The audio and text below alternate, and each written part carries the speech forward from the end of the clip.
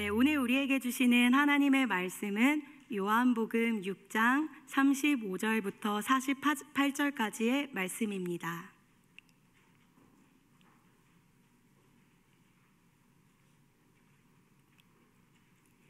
네, 다 찾으셨으면 한 절씩 교독하겠습니다. 예수께서 이르시되 나는 생명의 떡이니 내게 오는 자는 결코 줄이지 아니할 터이요 나를 믿는 자는 영원히 목마르지 아니하리라.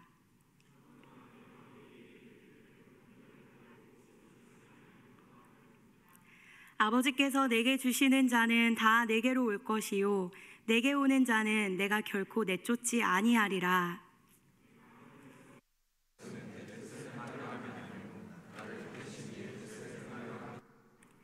나를 보내신 이의 뜻은 내게 주신 자 중에 내가 하나도 잃어버리지 아니하고 마지막 날에 다시 살리는 이것이니라.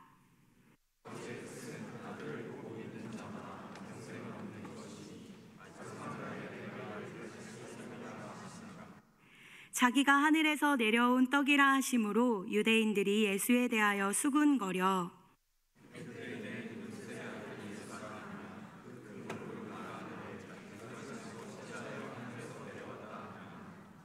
예수께서 대답하여 이르시되 너희는 서로 수군거리지 말라.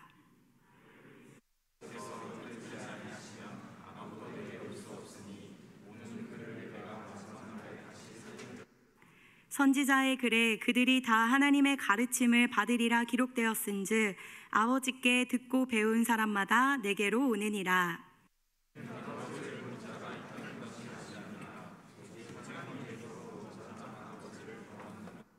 진실로 진실로 너희에게 이르노니 믿는 자는 영생을 가졌나니 내가 곧 생명의 떡이니라. 아멘. 하나님의 말씀입니다.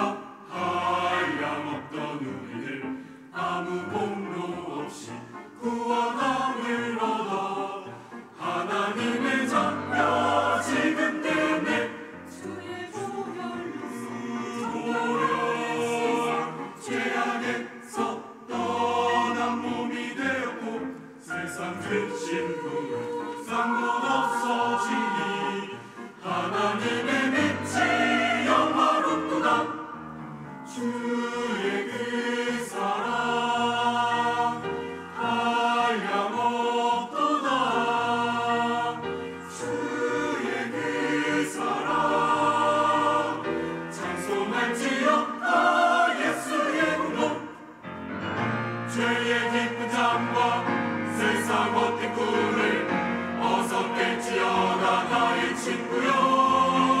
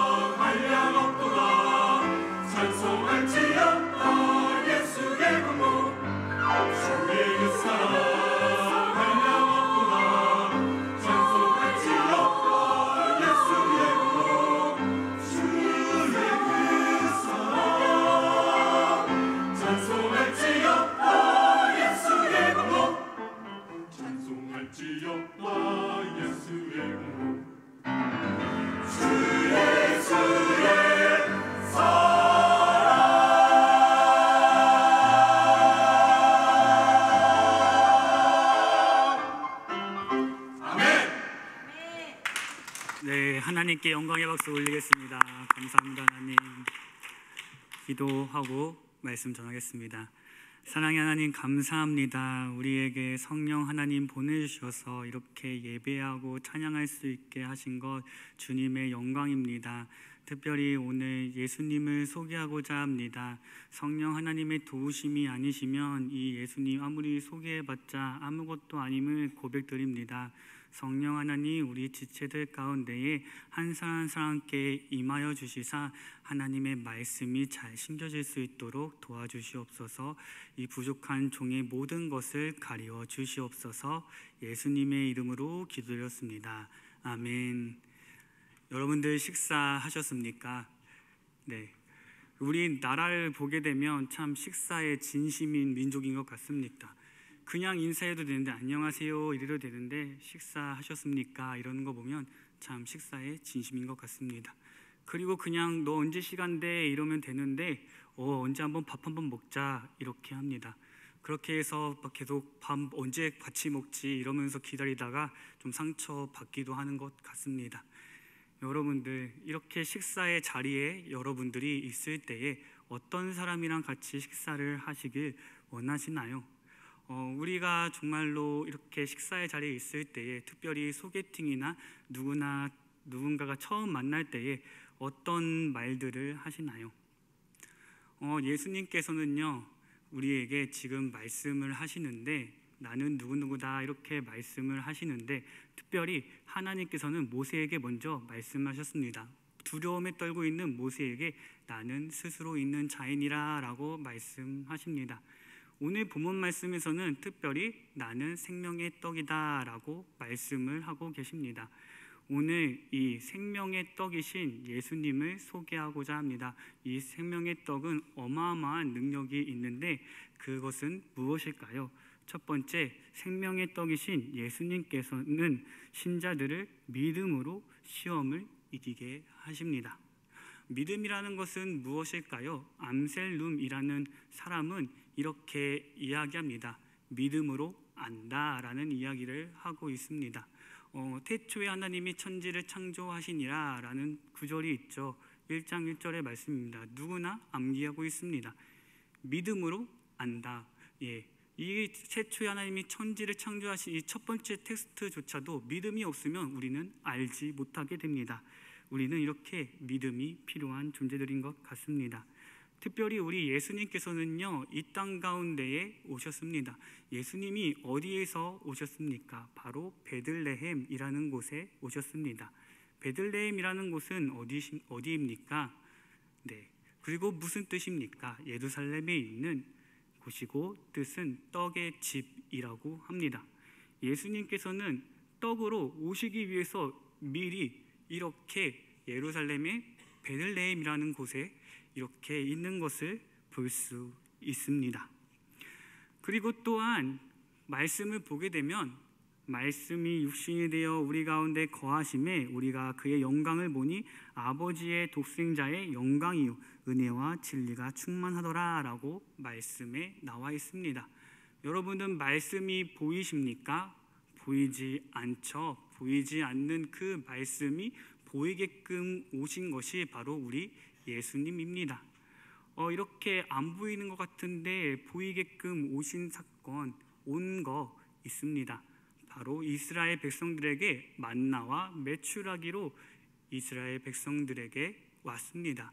이 만나와 메추라기 사건이 있기 전에 무엇이 있었습니까? 홍해를 가르신 하나님의 사건이 있었습니다. 이스라엘 백성들은 이렇게 기적을 보았습니다. 그럼에도 불구하고 이렇게 만나와 메추라기라는 것을 보고 하나님을 더욱더 가까이 가야 되는데 그렇게 가까이 가지 못하는 태도들을 볼 수 있습니다.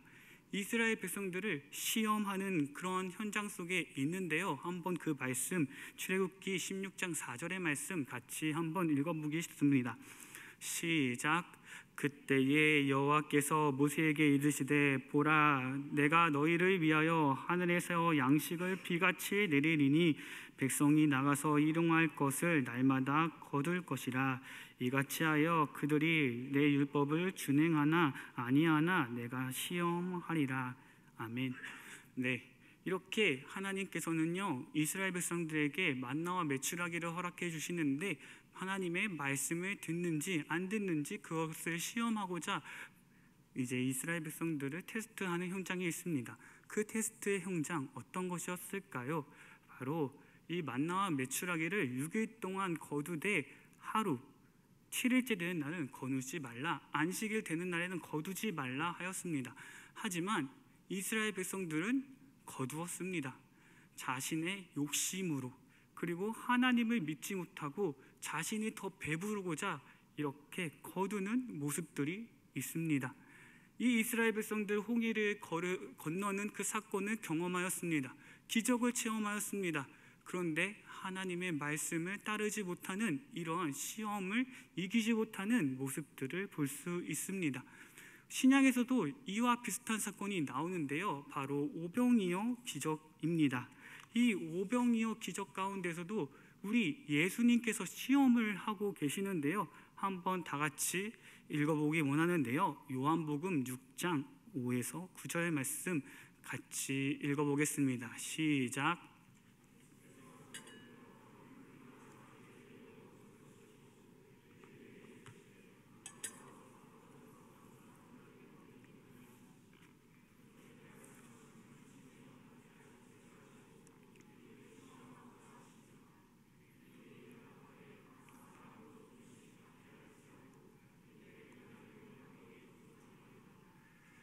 중 하나 곧 여기 한 아이가 있어 보라.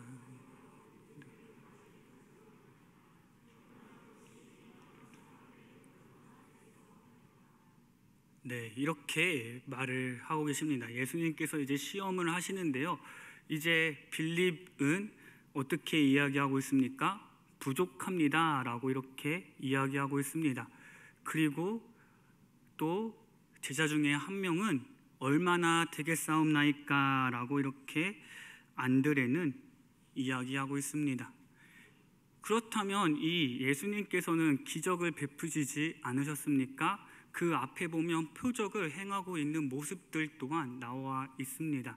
5장에서는 38년 된 병자들을 고치시는 사건까지도 나와 있습니다. 이스라엘 백성들도 그렇고 제자들도 그렇고 하나님의 기적을 보고 예수님의 기적을 봤는데도 불구하고 이렇게 하나님을 제대로 믿지 못하는 모습들이 나오고 있습니다. 여러분들은 어떠하십니까? 우리 예수님은 그럼 어떠하였습니까? 우리 예수님께서는요 시험을 이기신 분이십니다. 예수님께서는요 40일 동안 금식하셨을 때에 마귀에게 사탄에게 이끌려 성령에게 이끌려 마귀에게 시험을 받으러 가신 그때에 예수님께서는 말씀으로 그 시험을 능히 이기시는 모습을 볼 수가 있습니다. 이것이 왜 중요하나? 바로 생명의 떡이신 이 예수님은 정말로 훌륭하신 분이십니다. 지금 여러분에게 음식을 소개시켜 드리고 있는 것입니다. 이 예수님은 상하지 않았습니다. 완전합니다. 완제품입니다. 그래서 등이 시험을 이긴 것입니다. 우리가 TV를 보면서 음식을 소개하는 영상들을 볼 때 점점 죄송하지만 나이가 이렇게 조금 되면서 우리는 더 든든한 어떤 음식이 더욱 나에게 효능이 있는지 그런 것에 대해서 좀 찾아보는 것 같습니다. 우리 예수님이 이렇게 사셨다는 것은 바로 우리에게 그렇게 영양소로 우리 안에 거하셔서 운행하심으로 우리가 능히 시험을 이길 수 있다는 것입니다. 제자들은 예수님이 예수님됨을 바라보지 못하고 그리고 이스라엘 백성들은 하나님의 말씀을 제대로 따르지 못할 때에 우리는 제대로 봐야 됩니다. 우리가 유혹에 빠지고 시험에 드는 것은 바로 예수님을 제대로 바라보지 못하기 때문에 예수님께서 등이 시험을 이기신 분이라는 것을 못 믿기 때문에인 것 같습니다. 사랑하는 여러분, 예수님께서는 시험을 이기신 분이십니다.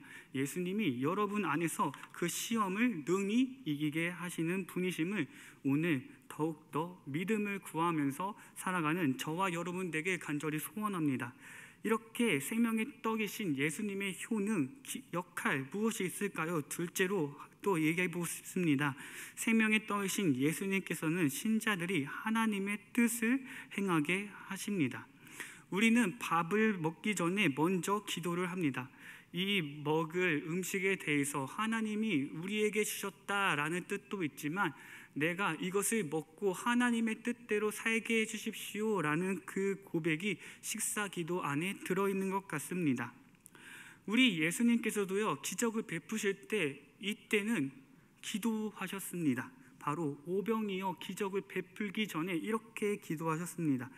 한번 PPT 띄워주면 좋겠습니다. 요한복음 6장 11절 말씀인데요, 여기서 보면 예수님께서는요, 축사하신 후에라고 얘기하고 있습니다. 축사라는 것을요, 좀 더 쉽게 찾아보기 위해서 우리말 성경을 보니 감사를 드리신 다음에라고 나와 있습니다. 예수님께서는 기적을 혼자서 베푸실 수 있는 분이셨습니다. 다른 기적은 아니라 지금 이 기적 속에서 예수님께서는 지금 하나님께 감사드리면서 기도하는 모습들을 볼 수 있습니다. 자신의 뜻이 아니라 하나님의 뜻이 온전히 이루어지기 원한다는 그 마음으로 지금 기적을 베풀고 있습니다. 이 오병이어가 이들에게 잘 베풀어지길 원한다는 그런 마음이 들어있는 구절이라고 할 수가 있습니다. 이런 것뿐만 아니라 우리 하나님께서는요, 기도하십니다. 한번 마태복음 26장 39절의 말씀을 다 같이 읽어보면 좋겠습니다. 시작.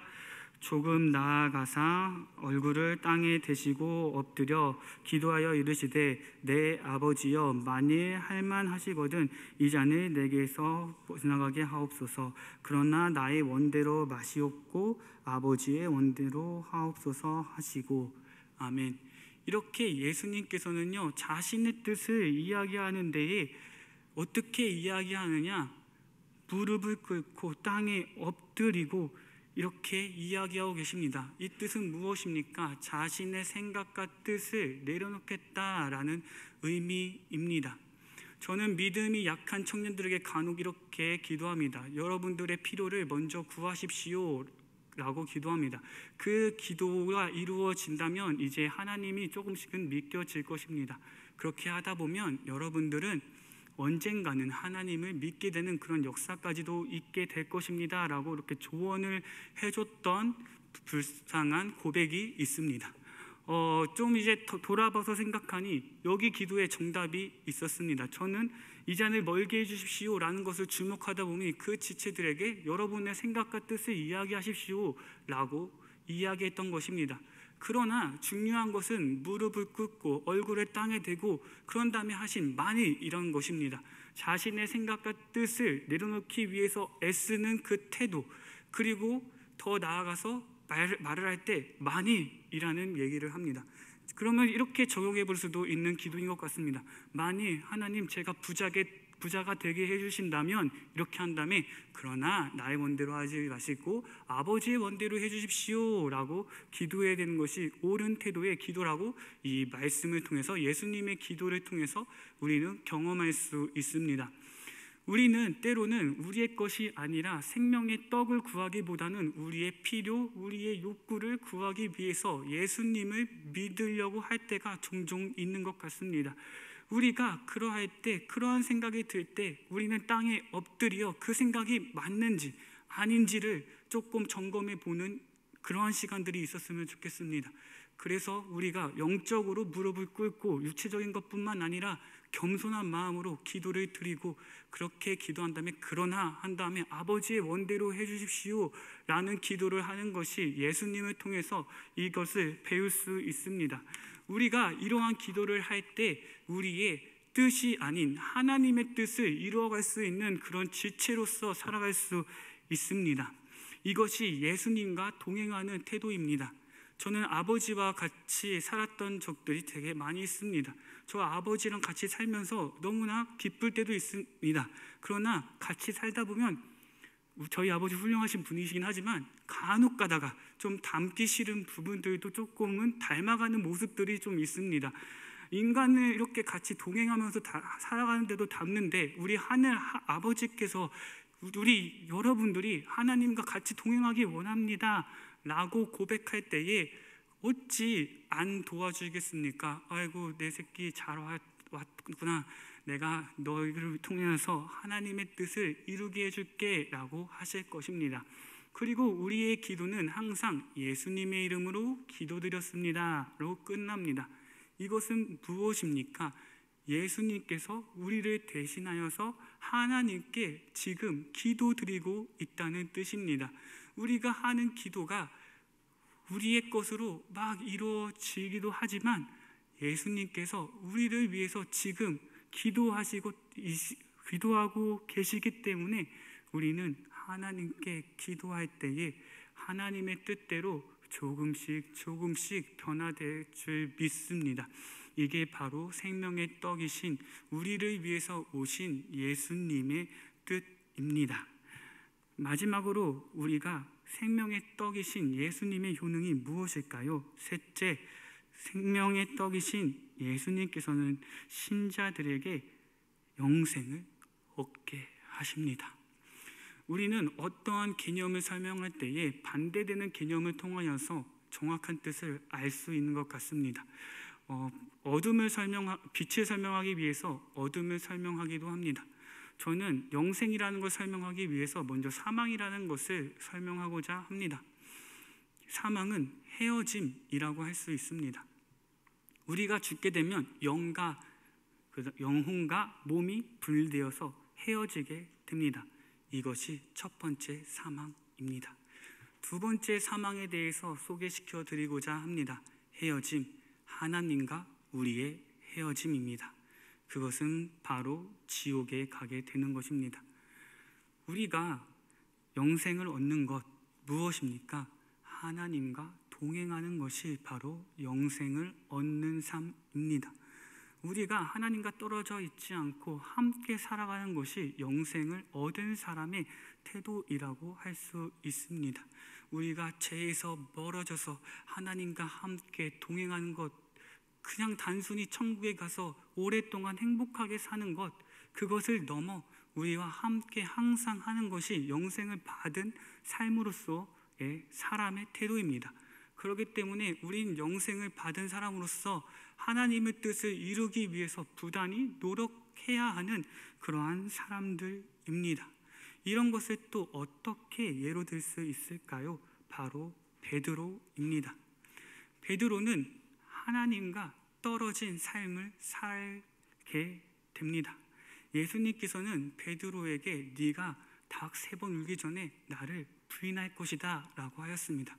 그 말씀대로 3번 부인하게 되고 예수님께서 십자가에 못 박혀 돌아가셨습니다. 그리고 3일 만에 다시 부활하게 됩니다. 이 3일이라는 시간 동안 베드로는 어떻게 살았을까요? 죄책감 속에서 살았을 것입니다. 나 때문에 내가 예수님을 배신하지 않았더라면 라는 그 생각 속에서 파묻혀서 살아갔을 것입니다. 다시 예전의 삶으로 회귀하게 됩니다. 자신의 원래 직업이었던 어부로서의 생활을 하기 시작합니다. 자신을 불렀던 그 현장 가운데 있던 그 베드로의 그 현장이 기억나는 그곳에서 어부 생활을 하고 있습니다. 그리고 아침을 먹기 시작합니다. 그것은 떡과 물고기였습니다. 떡과 물고기를 보면서 마치 헤어진 연인이 떠오르듯이 우리 예수님이 떠올랐을 것입니다. 나 때문에 돌아가신 예수님, 어떻게 하면 좋지 하면서 그 떡과 물고기를 보면서 오병이어의 사건을 또한 묵상했을 것입니다. 이러고 있을 때에 예수님께서 찾아오십니다. 그리고 물어보시는 말, 네가 나를 사랑하느냐? 네가 나를 사랑하느냐? 네가 나를 사랑하느냐? 라는 그 질문에 예 주님 제가 사랑합니다. 예 주님 제가 사랑합니다 라고 하시자 베드로에게 새로운 소명과 새로운 삶을 허락해 주십니다. 예수님께서는 너 나 왜 배신했어? 너 뭐야? 라고 물은 게 아니라 네가 나를 사랑하니? 라는 그 질문이었습니다.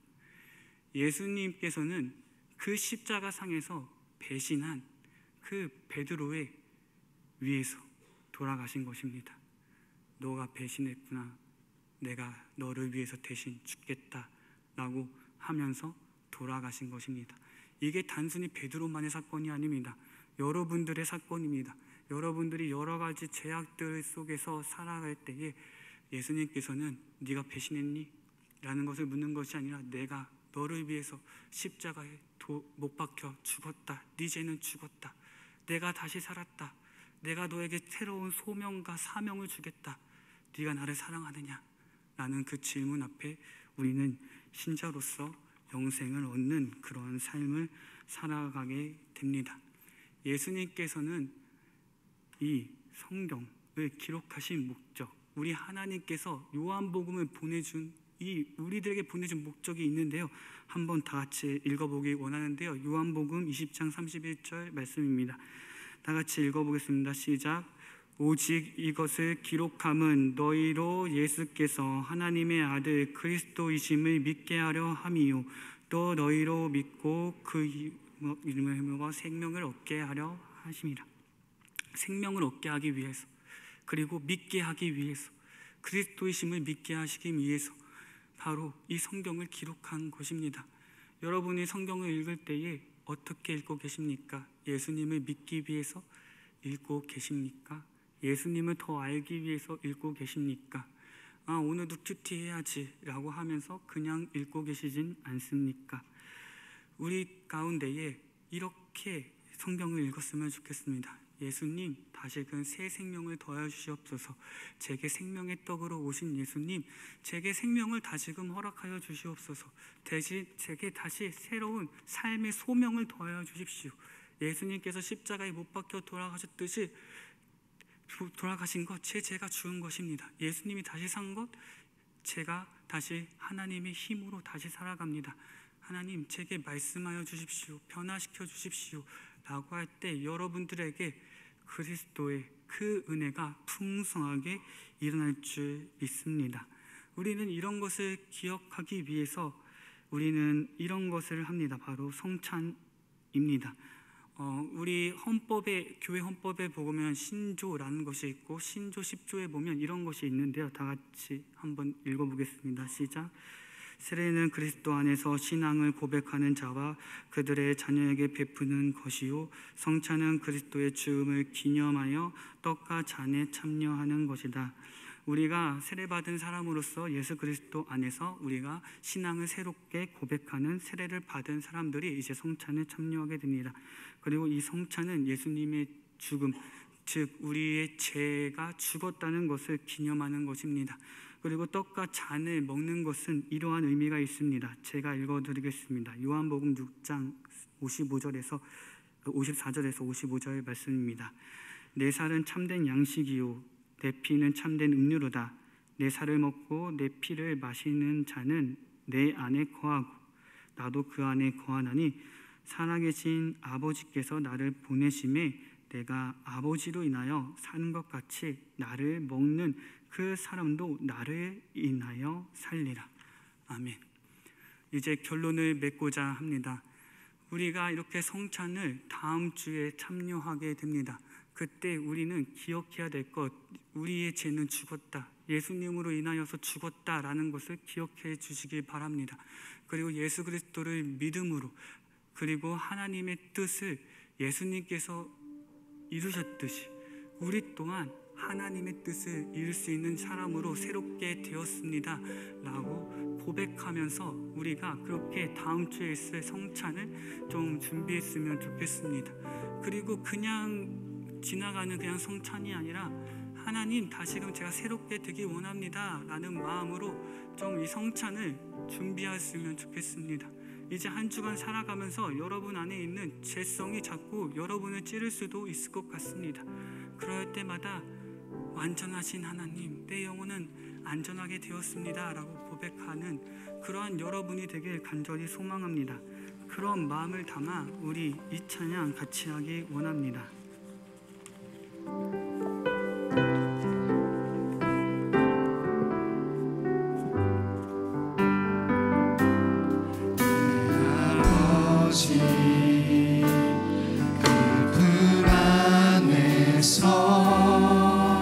내 영혼은 완전 손길로 내 삶을 안으시니 그 평강이 나를 덮습니다. 비록 넘어지며 흔들리지만 주 내 안에 거하며 나를 붙드시니 내 생각을 주께로 돌리고 주시는 평강의 옷을 입습니다. 주 약속 안에서 내 영혼 평안해. 내 뜻보다 크신 주님의 계획 나 신뢰해.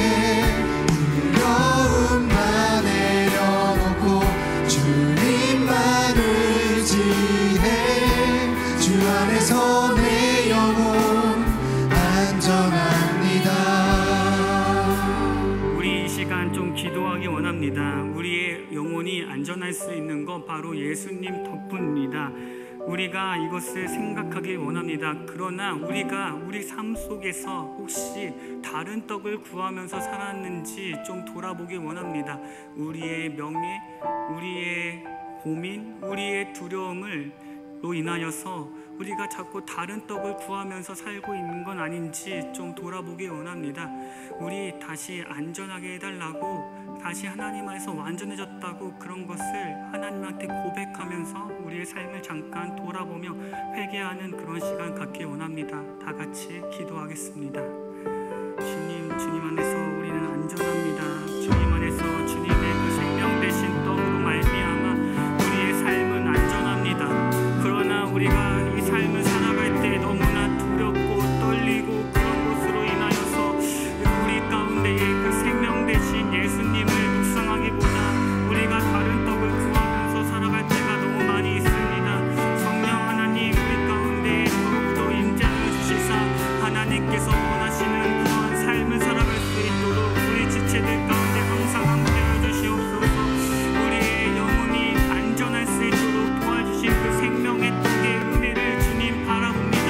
그 생명의 떡 되신 예수님, 우리 가운데 오신 이유 바로 우리를 위해서 죽기 위하여서 우리를 다시금 새롭게 하기 위해서 오셨습니다. 주님이 지체들 가운데 죄악 가운데에 있는 지체들이 있다면 주님의 보혈로 다시금 새롭게 하여 주시고 주님 다시금 생명의 떡이신 예수님께서 말씀하여 주시옵소서. 주님 사랑한다 말씀하여 주시고 다시금 새로운 삶의 소망을 부어여 주시옵소서. 우리가 다른 것 구하는 것이 아니라 생명의 떡을 더 간절히 기도하기 원합니다. 주님 우리 지체들 가운데 함께하여 주시옵소서. 주님 능히 이기실 수 있는 그 능력 바로 생명의 떡에 있습니다.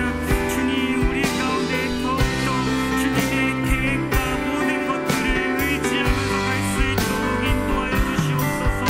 주님 우리 지체들을 한 사람 한 사람 보호하여 주시옵소서. 우리 앞으로 삶 속에 다른 떡 구하는 것이 아니라 예수 그리스도를 구하면서 살아가는 우리 지체들에게 하여 주시옵소서. 다시금 새롭게 살리시는 그 영을 충만하게 더하여 주시옵소서. 주여 우리를 용서하여 주시면 다시금 새롭게 세워주시옵소서.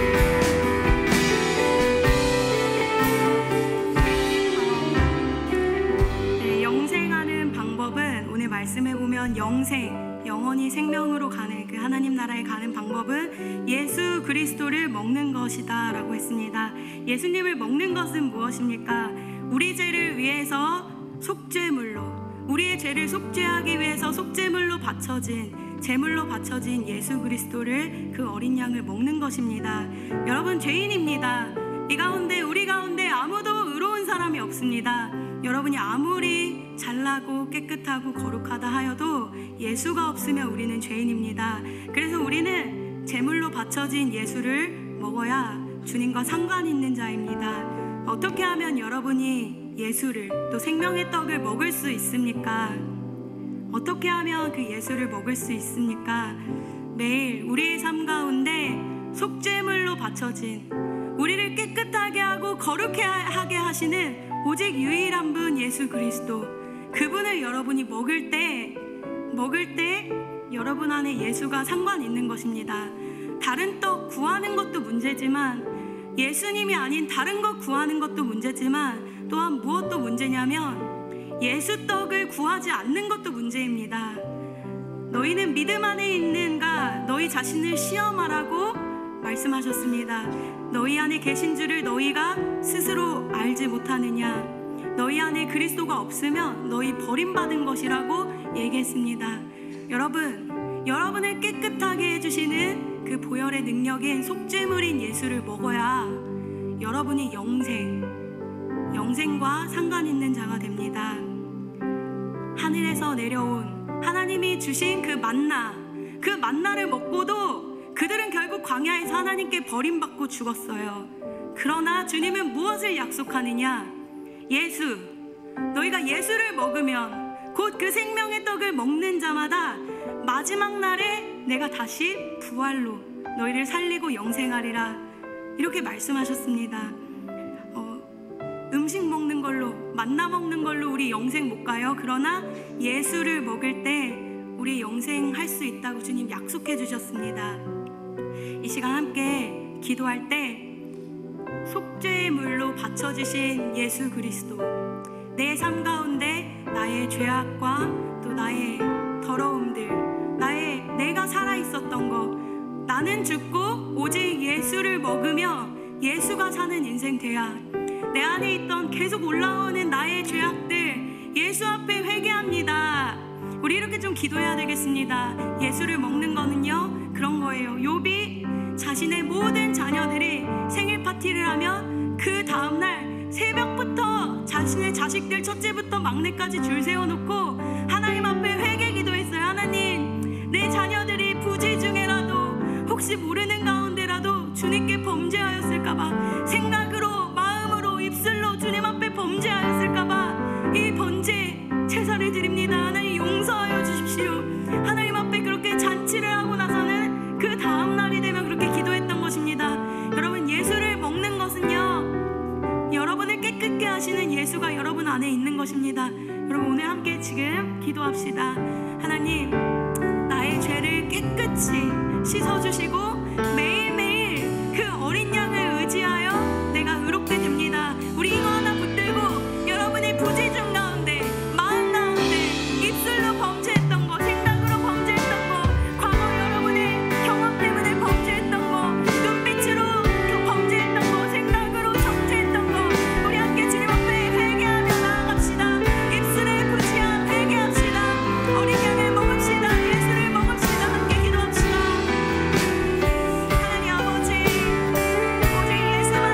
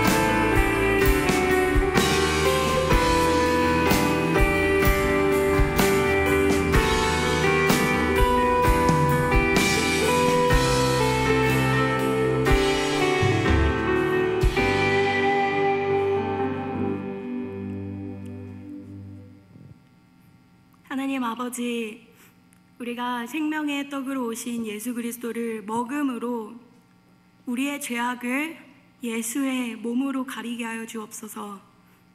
우리가 아무리 깨끗하고 도덕적이고 윤리적이고 하나님이 명하신 것을 다 지킨다 하여도 예수가 우리의 죄를 가려주지 않으시면 우리는 결코 의로울 수가 없습니다. 하나님 아버지, 우리가 평생 교회 다니고 예배하였지만 예수를 먹지 않았던 죄를 회개합니다. 우리 안에 나의 열심으로 의로워지려고 했던 그 모든 죄악들과 연약함 예수 앞에 회개합니다. 오직 예수를 먹을 때만 우리의 주홍 같았던 죄악들을 흰 눈처럼 깨끗이 씻어준다 하였습니다. 주님, 오늘 평광의 모든 성도들에게 깨끗이 씻김받는 예수를 먹는 은혜 있게 하여 주옵소서. 감사드리며 예수님의 이름으로 기도드립니다. 아멘.